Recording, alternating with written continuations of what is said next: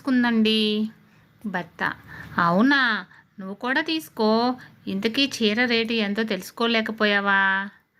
భార్య: అడిగానండి. నాకేం తెలుసు, మీ ఆయన్ని అడుగు అంది.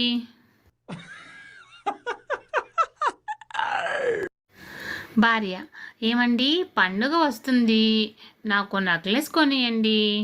అలాగే పండక్కి కొత్త అల్లుడు కూతురు వస్తారు, అల్లుడికి ఓ బైక్ కొనియండి.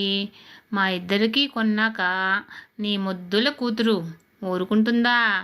దానికో మొబైల్ కొనియండి. భర్త: సరే, ఈ నెల జీతం నీకే ఇస్తాను. మీకు కావలసినవన్నీ కొనుక్కొని నాకు ఒక మరచెంబు కమండలం కొనియే.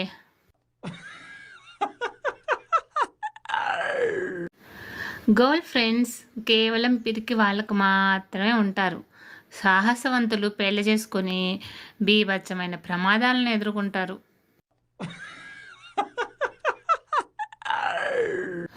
ఉరిశిక్ష పడ్డ ఖైదీని పోలీస్ అధికారి ఇలా అడిగాడు: నీ చివరి కోరిక ఏంటి అని. ఉరిశిక్ష పడ్డ ఖైదీ ఇలా చెప్పారు: కార్తీక దీపం సీరియల్ మళ్ళీ మొదటి నుండి చూడాలని ఉంది సార్.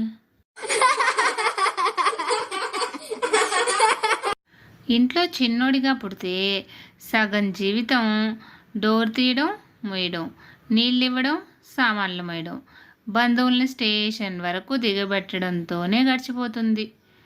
పిచ్చి కోపంలో ఉన్న ఓ చిన్నోడి బాధ.